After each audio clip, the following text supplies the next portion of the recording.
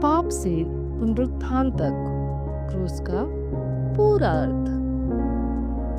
भाइयों और बहनों, आज हम एक ऐसे विषय पर विचार कर रहे हैं जो केवल इतिहास नहीं है, यह हमारी जिंदगी की सबसे बड़ी सच्चाई है।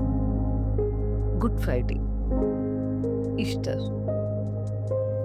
हम हर साल इन्हें मनाते हैं, लेकिन क्या हमने कभी रुककर यह समझने की कोशिश की है कि यीशु की मृत्यु क्यों आवश्यक थी और उनका जी उठना हमारे लिए क्या अर्थ रखता है?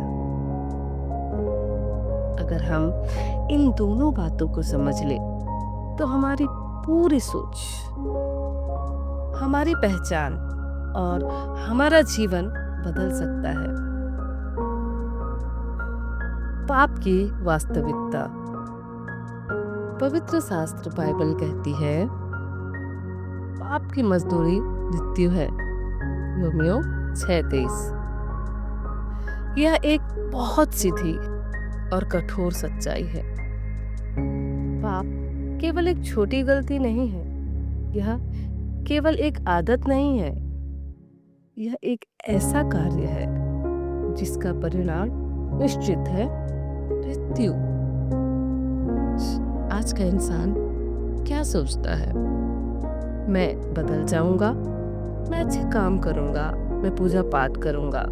लेकिन सच्चाई यह है, पाप का हिसाब अच्छे कामों से खत्म नहीं होता। उसका एक दाम है और वो दाम है मृत्यु। जैसे कोई अपराध करे तो अदालत में जाकर वो ये नहीं कह सकता कि मैं अब अच्छा बन जाऊंगा, मुझे सजा मत दो। सजा तो पूरी करनी ही पड़ती है। अब हम देखते हैं परमेश्वर का न्याय।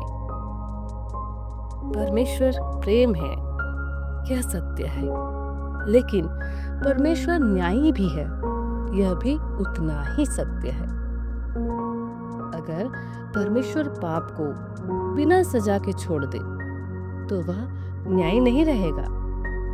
इसलिए पाप को अनदेखा नहीं किया जा सकता। न्याय मांगता है कि सजा दी जाए। पाशोवर, एक चित्र। पुराने नियम में एक महत्वपूर्ण घटना है पाशोवर। जब परमेश्वर ने मिस्र में न्याय किया तो उन्होंने इज़राइल के लोगों को एक मार्ग दिया। एक निर्दोष मेमना मारा जाए, उसका लहू दरवाजे पर लगाया जाए, और परमेश्वर ने कहा, मैं जब लहू को देखूंगा तो तुमको छोड़ दूंगा। ध्यान से समझिए, मृत्यु हर घर के पास आई, लेकिन जहां लहू था वहां कोई मर गया और घर बच गया। यह क्या दिखाता है? किसी को मरना ही था, लेकिन वह कोई और हो सकता था। यही स्थान लेना, सब्स्टिट्यूशन। अब देखते हैं क्रूस, वास्तविकता। अब यही पासओवर का चित्र यीशु में पूरा होता है। शास्त्र कहता है, मसीह ने हमारे पापों के लिए दुख उठाया, धर्मी ने अधर्मियों के लिए। पहला पत्रस 3:18।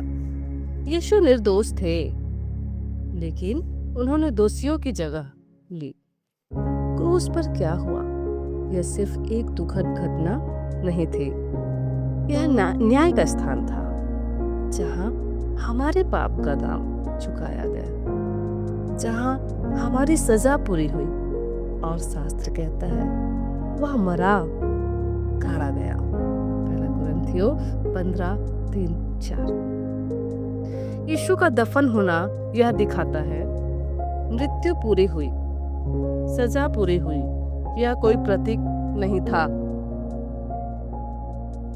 यह एक वास्तविक घटना थी। एक महत्वपूर्ण प्रश्न। अब सवाल आता है, क्या यह पर्याप्त था? क्या सच में सब पूरा हो गया? अगर सजा पूरी हो गई तो क्या होना चाहिए? रिहाई होनी चाहिए। अब हम देखते हैं पुनरुत्थान, परमेश्वर का निर्णय।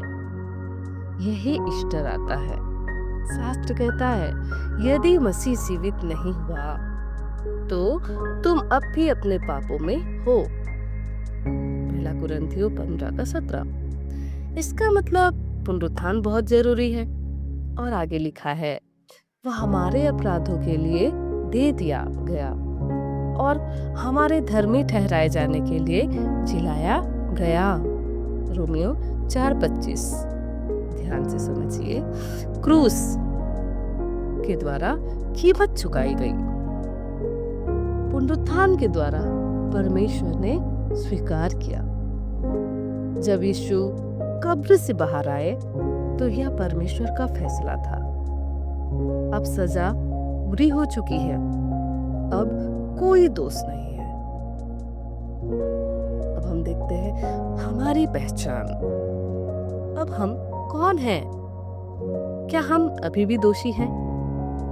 क्या हम अभी भी सजा के नीचे हैं? नहीं। शास्त्र कहता है, जो परमेश्वर धर्मी ठहराता है उस पर कौन दोष लगाएगा। रोमियो 8:33। हमारी पहचान हमारे कामों से नहीं, परमेश्वर के निर्णय से तय होती है। हम धर्मी ठहराए गए हैं। हम दोष से मुक्त हो गए हैं। भविष्य की आशा। यीशु को पहलौठा कहा गया है। इसका अर्थ है, जो उनके साथ हुआ वही हमारे साथ भी होगा। वह जी उठे, हम भी जी उठे। भाइयों और बहनों, आज 2 बातें याद रखिए। गुड फ्राइडे हमें बताता है, मेरी सजा यीशु ने उठाई। ईस्टर हमें बताता है, मैं अब दोषी नहीं हूँ। यीशु जीवित है। मृत्यु हार गई, पाप हार गया और हम अब स्वतंत्र हैं। क्रूस पर कीमत चुकाई गई और पुनरुत्थान में परमेश्वर ने घोषणा की, यह पूरा हो गया।